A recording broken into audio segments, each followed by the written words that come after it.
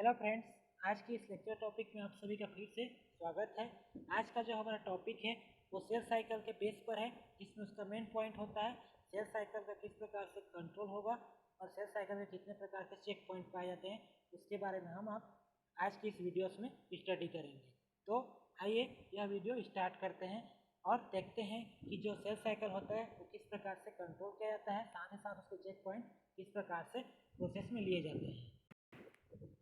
तो यदि हम सेल साइकिल को की जो कंट्रोल प्रोसेस होती है उसको हम ट्रिगर्स के थ्रू देखें तो यह एक मेजर प्रोसेस होती है, जिसमें जो सेल साइकिल जो होता है वो किसी फैक्टर के द्वारा क्या होता है, या जो इसमें फैक्टर चाहे तो वह कोई प्रोटीन ही हो जो उसको कंट्रोल करता है, उसके द्वारा ट्रिगर पॉइंट होता है, उसके द्वारा क्या होता है यह रिफर किए जाते हैं और सेल साइकिल के जो कंट्रोल होता है उसको रेगुलेशन किया जाता है। तो इसमें हम देखते हैं कि जो सेल साइकिल के थ्रू जो कंट्रोल सिस्टम चलता है वह एक प्रकार के सॉफ्टवेयर बोल सकते हैं, जो कि ऑटोमेटिकली जो कपड़े धोने का जिस प्रकार से मशीन होता है उसी तरह यह जो सेल साइकिल का जो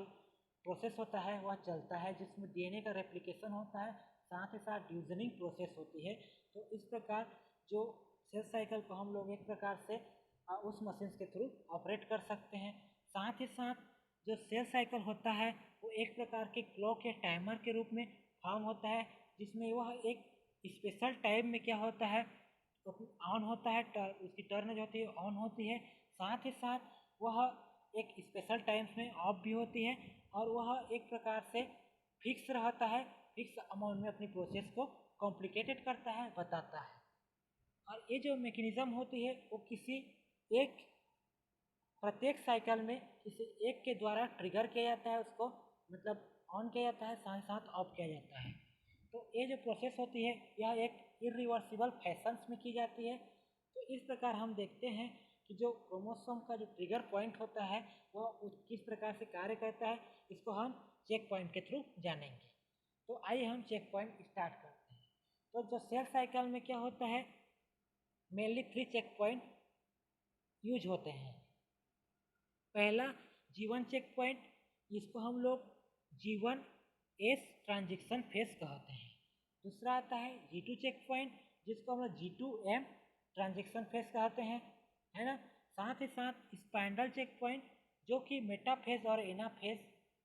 जो एम फेज के जो मेटाफेज और एनाफेज होते हैं वहाँ पर एक चेक पॉइंट पाया जाता है जो सेल को चेक करता है कि इसकी प्रोसेस आगे बढ़ेगी या नहीं। तो इस प्रकार की जो प्रोसेस होती है ये 3 स्टेप में कंप्लीट होती है। तो आइए फर्स्ट स्टेप स्टार्ट करते हैं। यदि हम डायग्राम में देखें तो यहाँ पे बताया गया है G1 चेक पॉइंट को, देन उसके बाद बताया गया है G2 चेक पॉइंट को, और साथ ही साथ एनाफेज और जो मेटाफेज में जो चेक पॉइंट पाए जाते हैं उसको बताया गया है। तो जो पहला चेक पॉइंट के बारे में हम लोग कुछ स्टडी करते हैं, तो G1 चेक पॉइंट, ये G1 चेक पॉइंट क्या होता है, ये मोस्ट डिसीजन पॉइंट होता है, जिसमें सेल क्या होता है पहली बार डिसाइड करता है कि वह आगे की प्रोसेस अर्थात सेल क्या होता है आगे की ओर ग्रोथ करेगा, आगे की ओर डिवीजन करेगा या नहीं, ये इस चेक पॉइंट पे डिपेंड करता है। कुछ केसेस ऐसे आ जाते हैं कि उसमें जो सेल होता है कुछ प्रकार से उसमें डिफेक्ट आने के कारण उसकी जो प्रोसेस होती है आगे नहीं बढ़ पाती, जिसके कारण उसमें रिस्ट्रिक्शन उत्पन्न होता है और इसी प्रोसेस को कंप्लीट करने के लिए यह G1 चेक पॉइंट कार्य करता है। इसे हम लोग रिस्ट्रिक्शन पॉइंट भी कहते हैं, है ना, क्योंकि हम लोग देखते हैं कि जो बाहरी जो फैक्टर आते हैं, है ना, एक प्रकार का जो क्लू कार्य करता है यहाँ पे,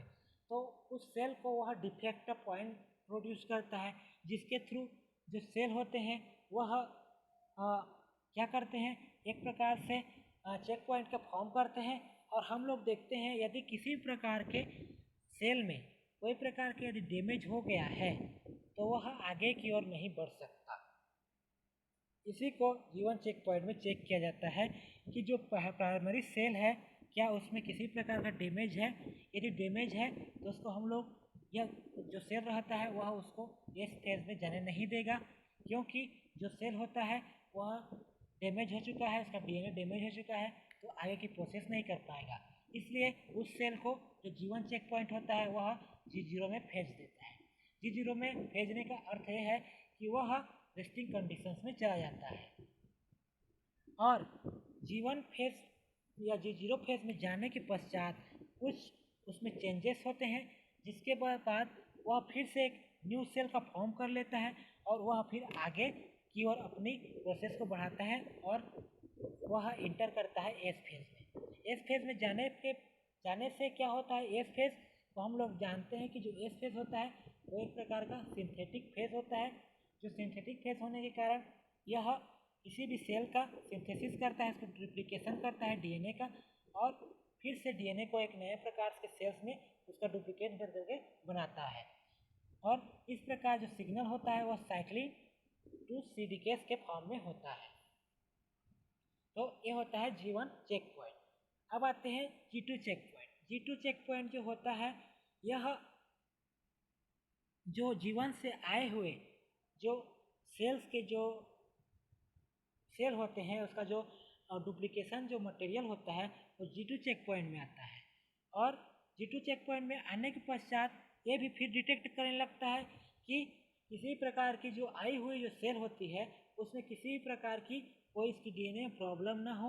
और यदि इसमें प्रॉब्लम हो तो यह प्रोसेस फिर से कंप्लीट नहीं होगी, लेकिन यदि उसमें किसी प्रकार की प्रॉब्लम नहीं है तो वो प्रोसेस क्या होगा, आगे की ओर बढ़ेगा, और यदि किसी प्रकार का कोई डैमेज हो गया है फिर से डीएनए में तो उसको फिर से रिपेयर किया जाएगा, है ना, जिसमें साइक्लिन और सीडीकेस जो होते हैं वह कार्य करेंगे, और इस प्रकार G2 चेक पॉइंट जो होता है कार्य करता है।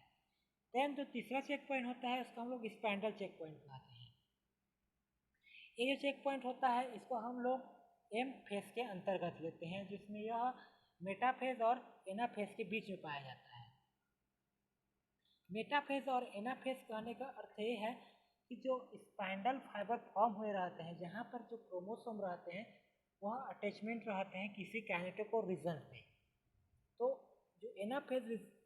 आता है तो उस कंडीशन में क्या होता है कि जो क्रोमोसोम होता है वह स्प्लिट होने लगता है। स्प्लिट होगा तो वह अपने अपने तरफ की ओर कि जेनेटिक मटेरियल की ओर जाएगा और एक प्रकार से फिर नए सेल का फॉर्म करेगा। तो इसीलिए इस स्पैंडल चेक पॉइंट में यह चेक किया जाता है कि जो आया हुआ सेल है, जो जेनेटिक मटेरियल है, क्या वह क्लियरली रूप से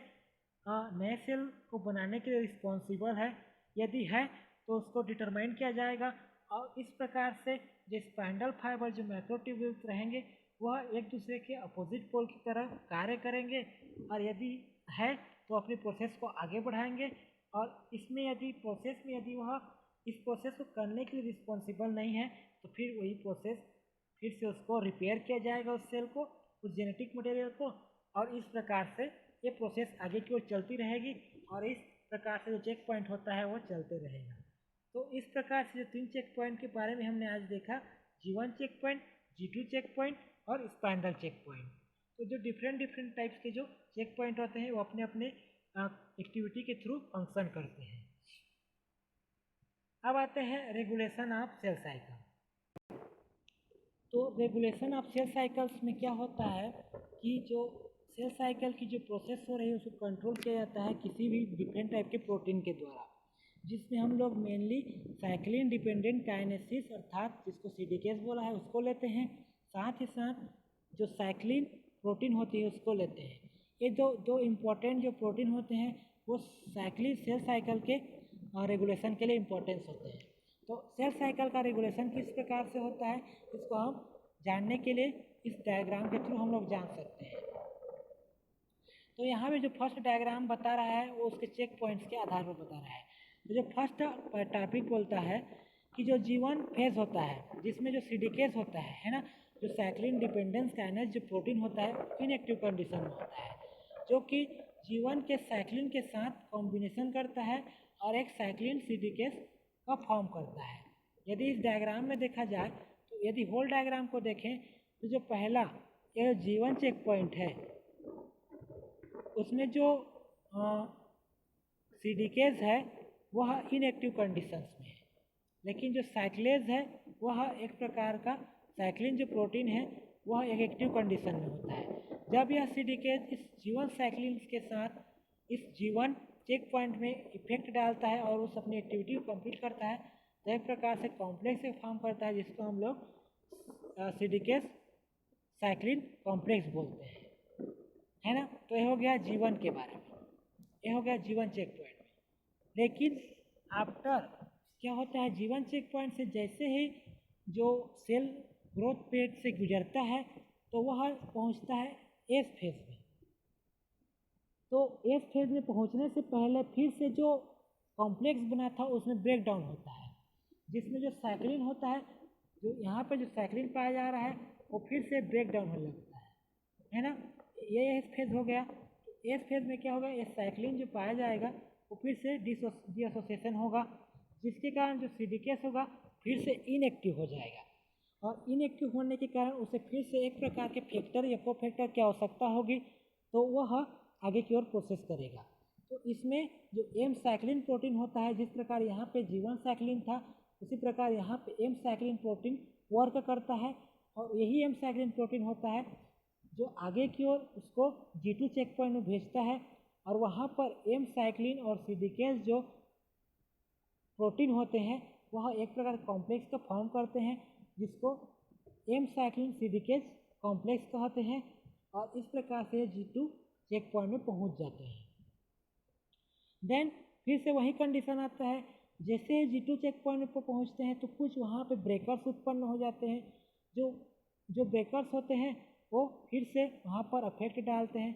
जिस प्रकार यहाँ